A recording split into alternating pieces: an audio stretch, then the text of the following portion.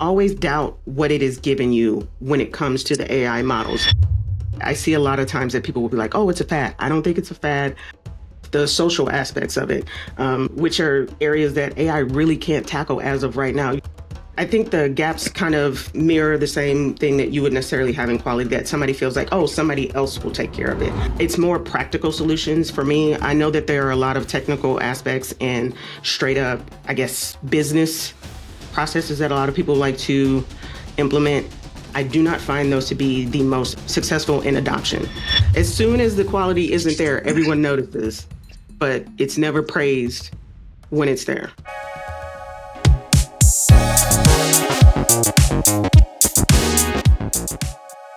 Welcome everyone to BrowserStack Talk, conversations that turn testing points into playbooks. I'm your host, David, and today we're tackling the topic that's on everyone's mind, artificial intelligence and security.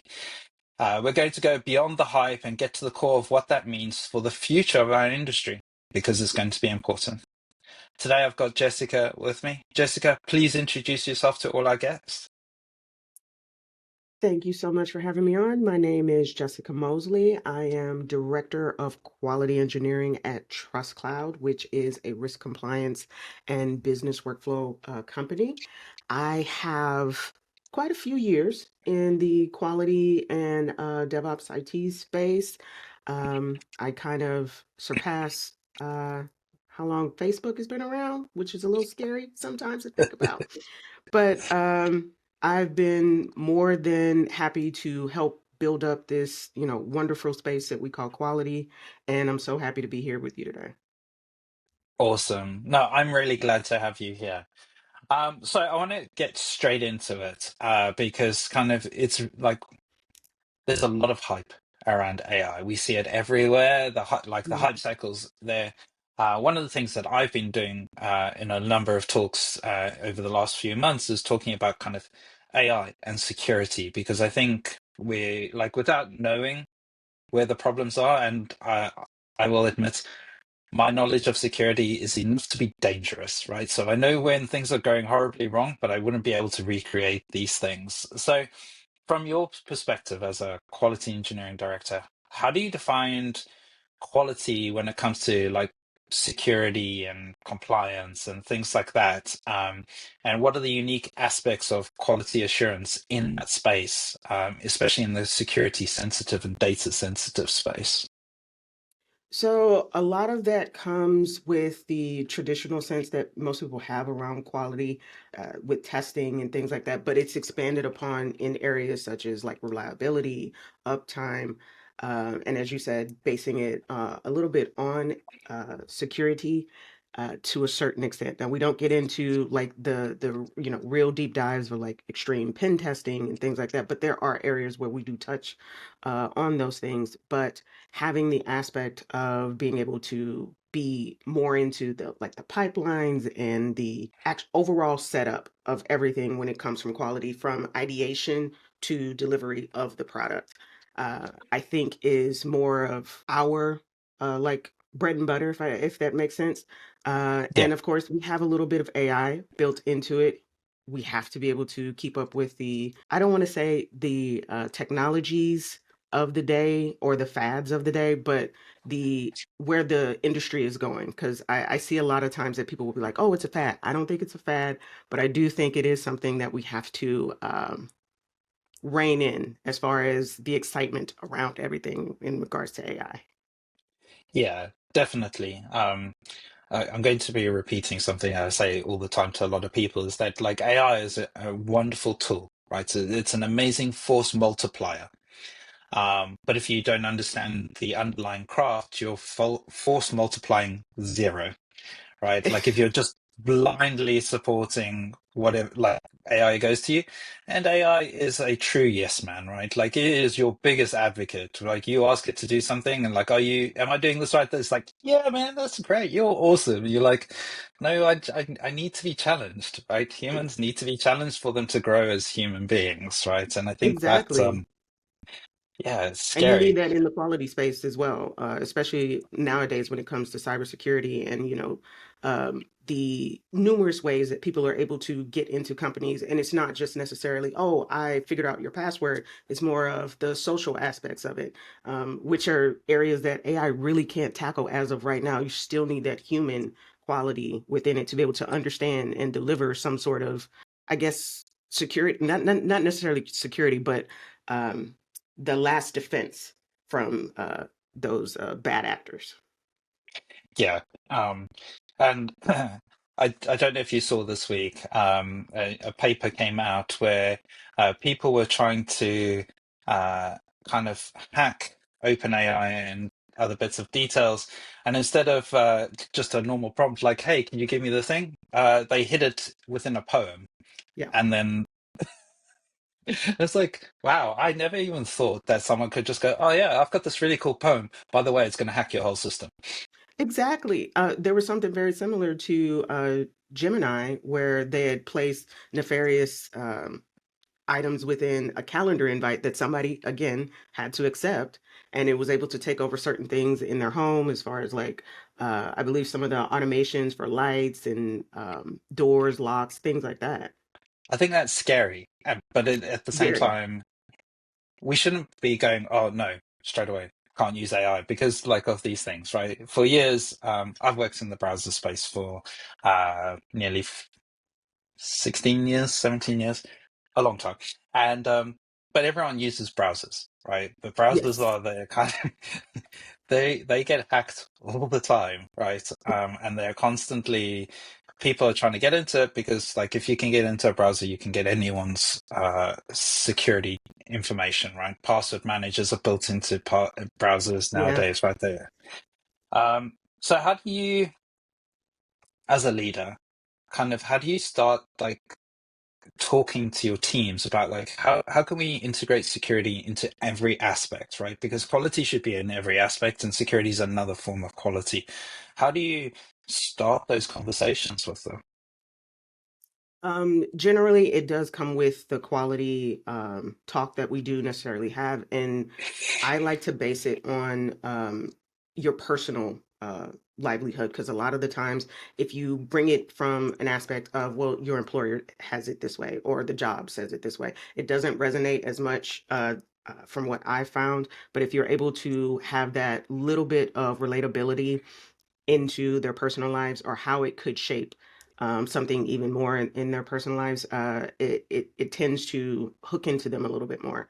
But it essentially, to me, I'm like, if you do not want anyone to actually attack you in your, like, your own home or something like that, if you do not feel safe there, you would not be able to have the same connotation or even care for for the quality and the security that you're doing every day for other people. And those people count on you to have that. They count on you to be able to have that understanding that this product that's going out will be for them, and that it will be secure, and that they can use it, not even in their home, in other places, in airports, as they're going around the world, or given to family and friends. So you have to have that care and understanding. And I try to embed that along with the quality talk, because again, um, like you said, quality is a part of everything, but having that little bit of relatability and security makes it just a little bit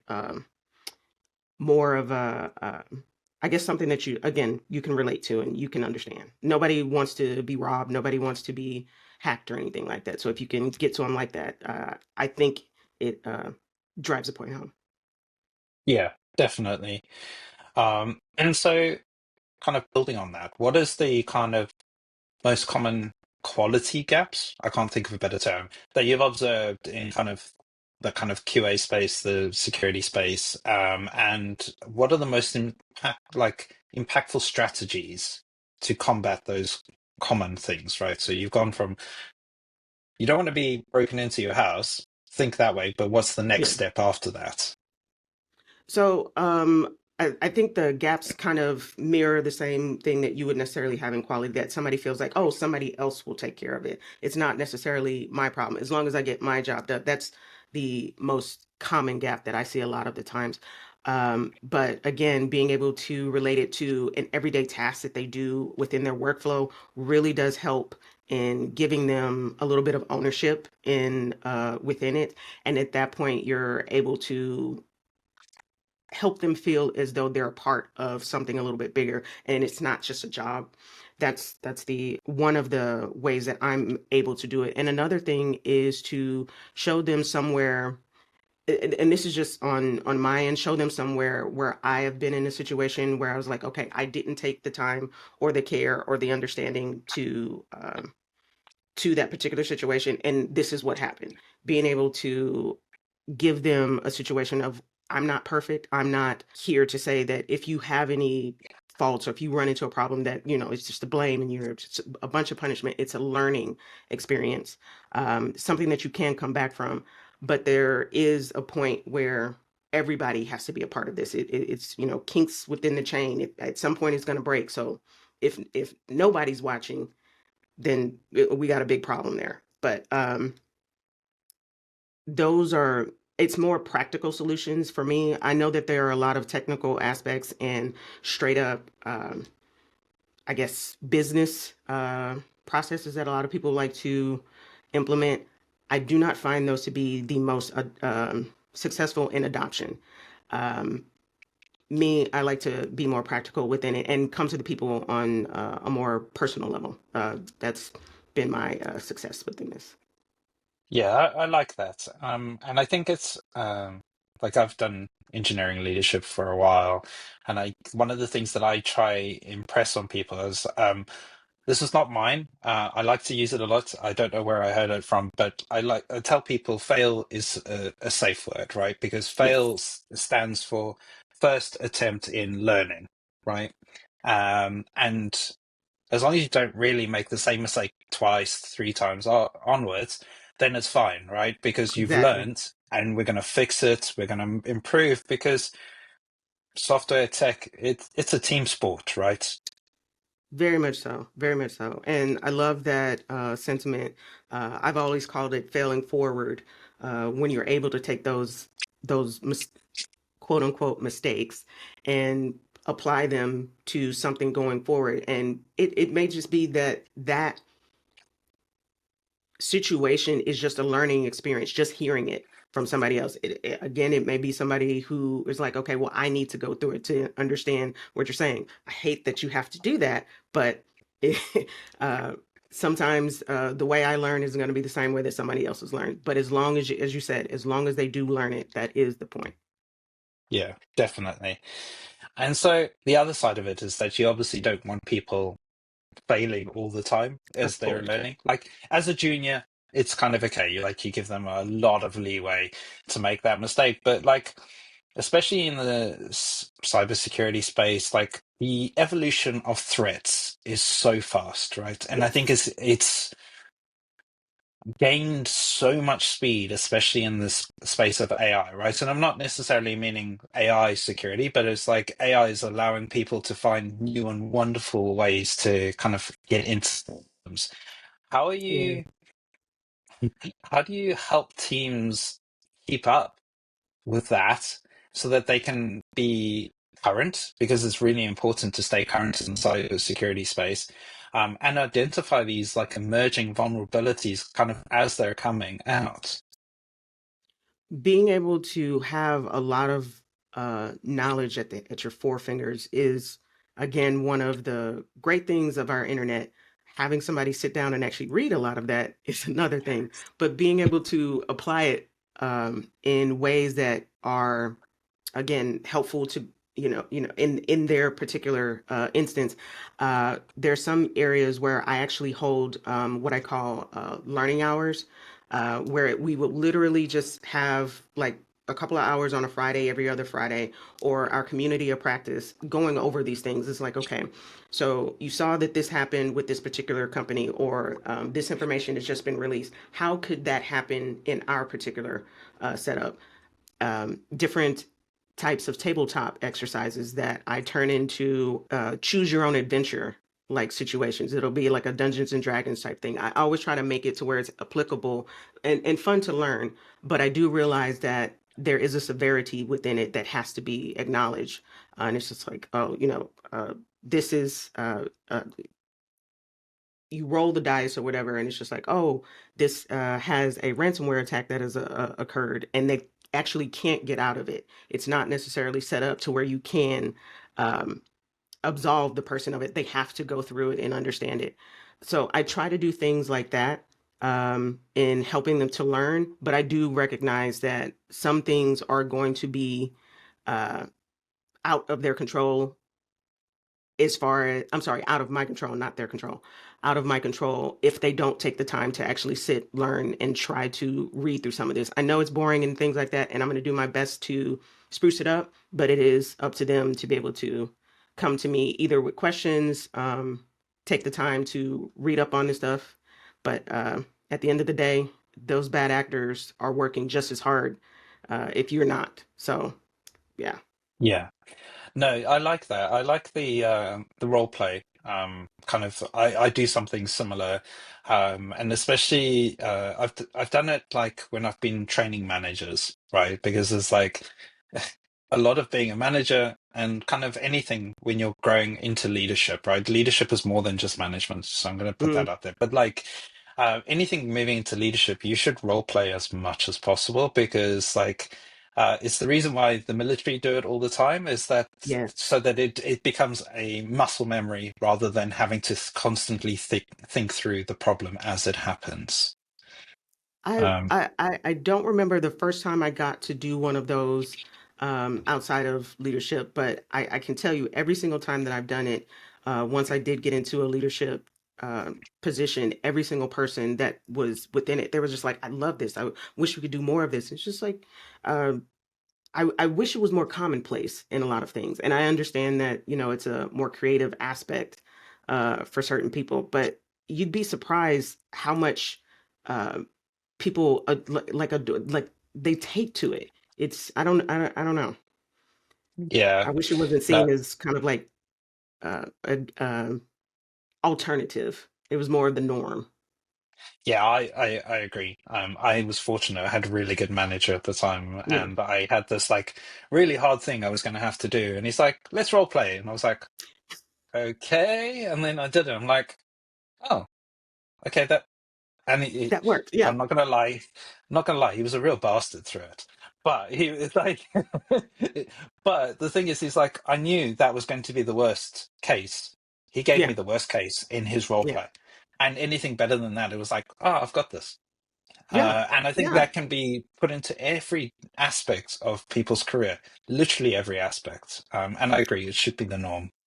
And as you said, it's left an impression on you and kind of, brought you here. And uh, I'm pretty sure you've probably left more than enough impressions and things on the people that you've led over time. So it really is a great tool. I just really wish it was more widely accepted. Maybe we should start a movement. I like that. So I'm going to move on to kind of another section. We've talked about kind of the learnings, keeping that up. But now I'd like to go into kind of the double-edged sword of kind of AI and security, and kind of like um, we, what are the like? Have you ever had opportunities, or your team had opportunities to kind of allow you to? View the software in a different light, but from a more security uh, point of view, where you could go, actually, I never thought of like attacking it that way. Have you been able to start using it that way? In a few instances, not as much, and it's mainly more of like you were saying before, because everything keeps changing. It's just like as soon as I have a great understanding of it this way, and it's like, oh, we have this. It's like, okay, let me catch up to that. But I do believe once you have it to where you're mastered uh, for at least the scenarios that you're going to be using again in your day-to-day workflows, I think anybody would be great at that, especially for some of the, I guess, data-driven use cases for AI. But as far as like real world application, I mean, like the world is the oyster, unfortunately. So um, there are a few instances where we've been able to do that. But if I'm going to be honest, I haven't gotten to the point where it's more of the norm than kind of like the everyday thing. I'm hoping to get there. within the next, I would say 6 months or so. But the way that the AI revolution is going, I'm not really sure how successful I'll be in that. And I'm again going to be honest for what can be attained. Yeah, and I think the honesty is important because there's a lot of hype there, and Yeah. you have a lot of companies trying to sell, so they make a lot of money. But it's not that I don't think, well, personally, I'm not trying to put down AI. I see great uses for it, but at the same time, it's like we should be realistic in what we can and cannot do, right? Yeah. There are good use cases. Like I find AI can be useful in like a bit of vulnerability scanning, as an example, right? Because it's like it's a greater pattern matching, right? Hmm. That is where AI really excels. Vulnerabilities tend to always follow a certain type of pattern. They'll be Yeah. like, but it's not perfect, but like it's not just line by line. It's like you have to look at whole groups, and it's like, oh, actually, that's quite good. Oh, I was about to say, and very much like you say, not against AI in any way, shape, or form. It's just, I think the excitement that many people have and companies have is a little bit misplaced uh, in a time frame. It is just like, oh, we can do all of this in this time. It's like, slow down. It can be implemented. Just be realistic in necessarily what it can do. But I will say, as you said in the beginning, it accelerating a lot of things has been wonderful. I do wish we had that same excitement on other aspects of product development, like we do for AI. I will say. I think there are so many other areas that are really, really accelerating how we bring products to the masses and secure our daily worlds that don't get that rah, rah, rah that like AI has right now. And that kind of sucks. Yeah, yeah, definitely. And I think kind of the whole quality sphere is always the last in everything, right? Yeah, Because it's not seen as the, for the lack of a better word, sexy part of the exactly. industry, right? Yeah, And so then people go, yeah, maybe we don't need it there. We don't need this. And it's like, actually, but then if something goes wrong, it's that team who gets it. And you're like, well, you can't like take away from one and then blame us at the same time, yeah. right? As soon as the quality isn't there, everyone notices, but it's never praised when it's there. So do you have any like quality considerations when deploying AI models? Like, I don't know if you've done that yet or can't, but like when you're thinking through how people are using it, like so that Uh, it is secure, it is robust. Ideally, it's unbiased, but bias is due to the data, so you can't always be there. Yeah. And most importantly, doesn't just like introduce vulnerabilities. Um, Majority of the things that we are kind of going by are some of the early guidelines that are out there for AI models, and then we have our own internal that we go by. Um, Essentially, depending on if it's something that's going to be deployed toward, in an enterprise level, it will have to be under vast scrutiny. For something that is more of an experimental, you want to give them the leeway to be able to try different things. I will say that because again, as we pointed out before, with everything changing so often, it's a little tough to be like, okay, we're gonna go by this extremely rigid setup in this experimental phase. But for the companies that are being, I guess, on the forefront of deployment of AI models, I wouldn't say that we have been able to do that as much because we're much more careful with the data that we actually have. So, majority of it has, as you said, in things like vulnerability testing, some of the automation items like that. But we do allow for it to help within business workflows, risk compliance, things like that. Again, to the early adoption metrics that we actually have in the guidelines that are out there. But I would love to be a part of some of the more advanced authoring of the guidelines and like certifications and things that are coming out for AI down the road, especially as you said, going into things like bias and hallucinations that appear a lot of the times, because I think that's a really interesting area, and I do see that being more of the forefront of for AI to be able to continue to grow. But again, uh, it everything changes so fast. So Yeah. Yeah, hallucinations and AI drift are two areas that I think not enough people like. People know about hallucinations. They're like, it's fine, right? Like, I'll just review it. The interesting one is where, like, if you're getting AI to review and change data as it's going through it, the AI drift that can happen in that space is really bad. And so. Just for clarification to people who may not know, AI drift is this idea of like if you get AI, a sports AI, and you go, I've got a ball, and I've got posts, and I'm going to kick the ball around, and I'm going to call that football.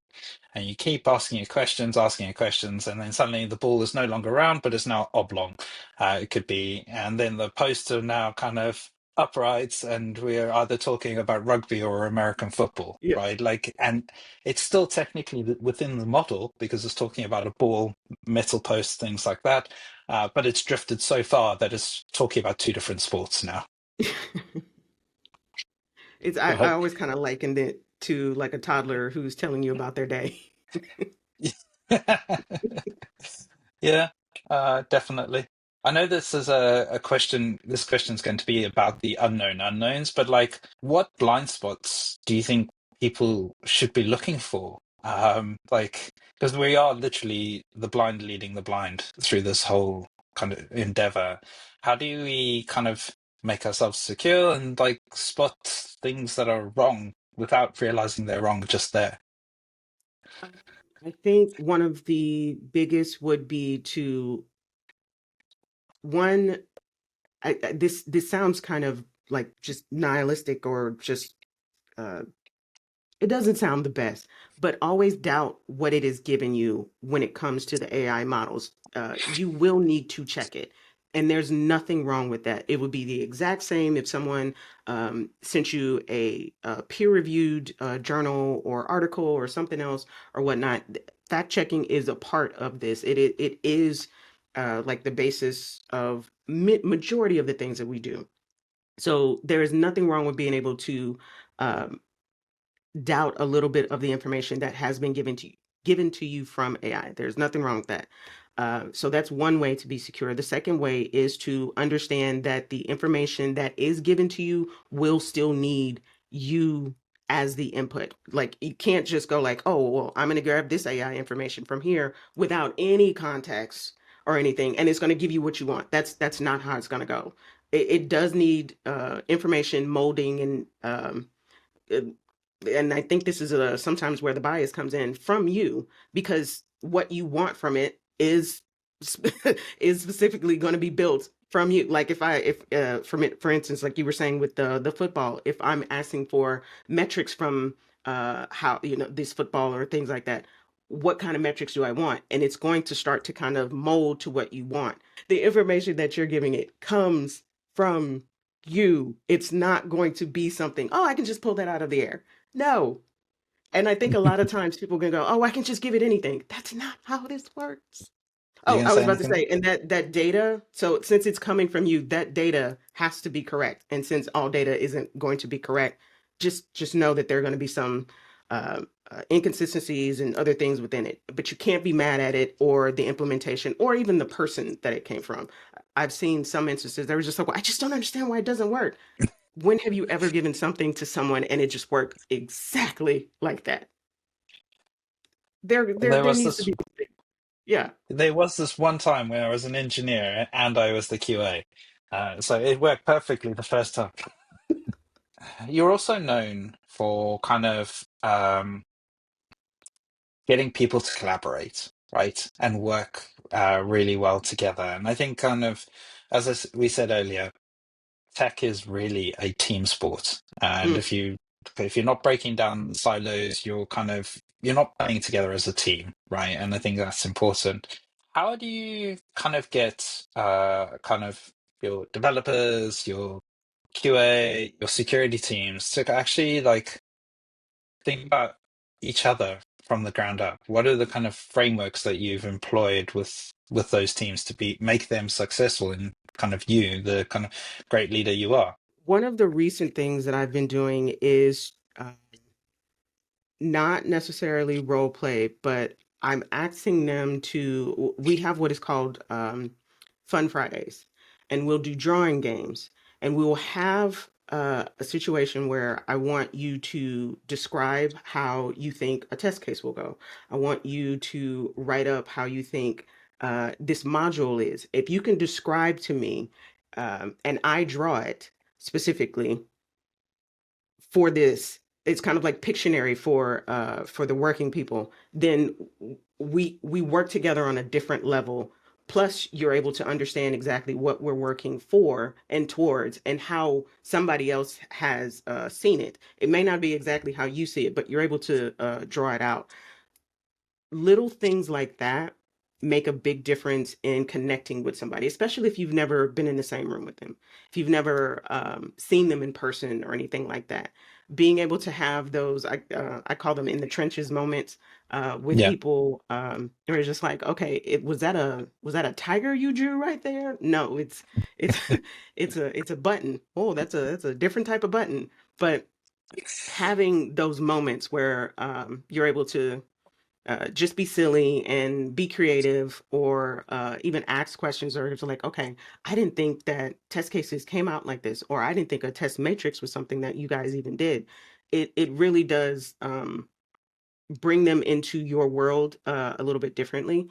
And another thing that I do is I try to make sure that everybody has FaceTime with each other. If again, if you're not in the same room or anything like that, I know a lot of people are like, well, I work remote. I don't need my camera on. I need to be able to see you. I need to be able to talk to you about something, look you in your eye about this. Not every day, not every time people feel like, talking or whatnot, but I need to be Yeah. able to have those. Otherwise, I don't know if you're a person that I can actually work with. And the last thing I do is communication style. I will ask someone, what's the best way to communicate with you? Is it Slack, email? Do I need to have FaceTime with you more frequently than we do? Because some people may require just a little bit more. That's me. But I do realize that others are just like, okay, well, I never thought about that, or I didn't think that, you cared. And it usually opens up a wider conversation. So those are the more recent ones that I'm using now, but they're also tried and true methods. Yeah, I like the last part there. I think that's really important, and it's been some of the feedback. We've just had a review cycle here at BrowserStack, and one of the bits of information I gave to one of my open source engineers was like, we're doing things as a wider community. Mm, They're never going to see you face to face unless it's a major thing. Just drop them at least like every couple of days. Hey, I'm doing this. This is what I'm working on. Could you give me some feedback? Because that not only are you telling them the world how awesome you are as an engineer, but you're giving them an opportunity to go, you are being awesome, right? yep. And I think it's important to keep that going. And it's easy for people, companies, whatever, to have huge communication gaps. And those communication gaps lead to bugs, kind of like as a manager, it would be like, this person hates me. It's like, no, you've just literally not spoken to them. You've not asked them the question. They're focusing Exactly. on that task rather than you. And so it creates these interesting dynamics, I think is safe to say. Yeah, and I've run into a couple engineers security workers and things like that, who's just like, I just don't vibe with this communication strategy or this collaboration thing that you have.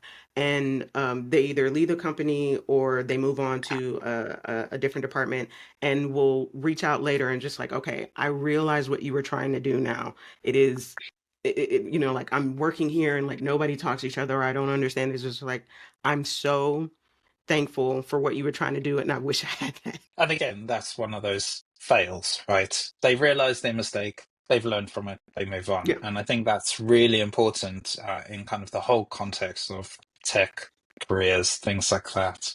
Awesome. So we've kind of reached a point where I like to call the quick fire round.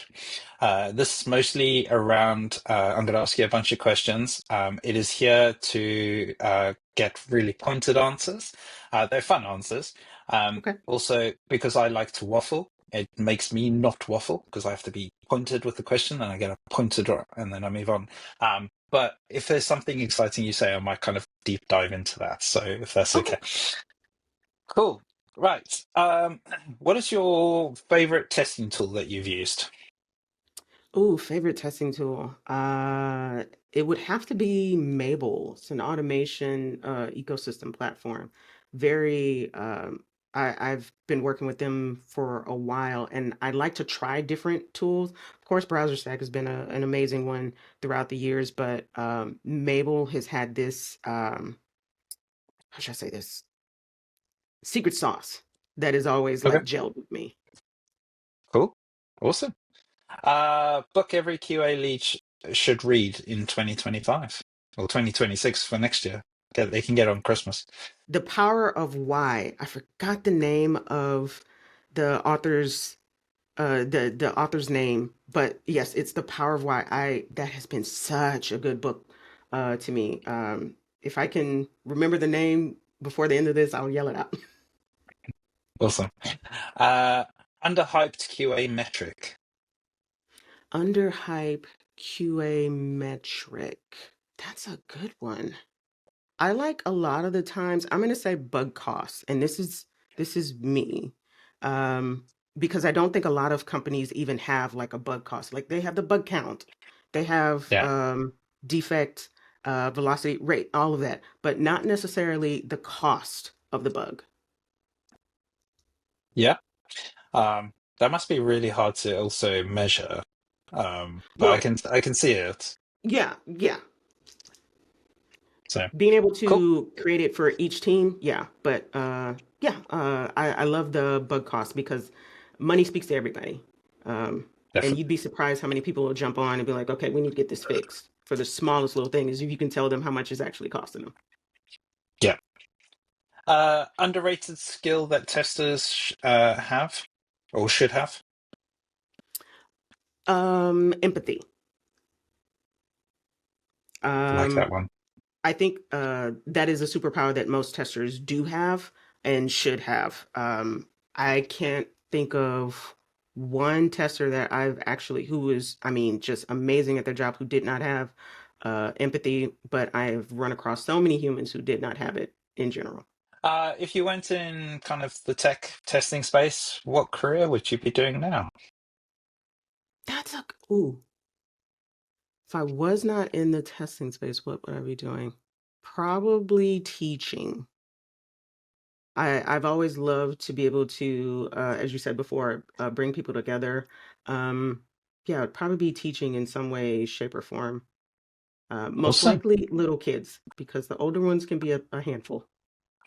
I have teenagers. I can attest to that. Uh, Book, podcast, or person that's influenced you recently? Um, the podcast that I've been listening to the most has been the one with Michelle Obama and her brother. I crack up at that one. The dynamic between the two. I have four older brothers, so those two being able to have that and not go off the rails and still be polite to each other, and I don't have that with my big brothers, is I love that. But it also just kind of speaks to me of like my love of family and things like that. So that one is my favorite. Awesome. Jessica, this has been wonderful. I'm really glad that we managed to do this recording. Thank you for sharing your expertise and your valuable principled perspective on this topic. I think it's really important that people know it. Um, to our listeners, if they wanted to follow you, where can they find all your details? You can follow me. I'm on Blue Sky at Guru of Quality, and that's quality Quliatea, or on LinkedIn, Jess Mosley. And yeah, you'll probably see a lot of me on in 2026. I have a few speaking engagements at StarEAST and others coming up. So yeah, but I would like to say a wonderful thank you to you, David, and the rest of the team for being able to bring this podcast to like the masses. I love being able to have these sorts of talks and you guys coming up with this and just making it to where it's just like an everyday thing. Is I absolutely cannot say enough. This is wonderful. Thank you again for having me. Oh, thank you. To everyone, there'll be links to Jess's details below in kind of on the YouTube or on wherever you get your podcast. Please make sure you hit subscribe or follow so you can make sure that you follow all our future episodes. Jessica, thank you so much for being with us today. Thank you again.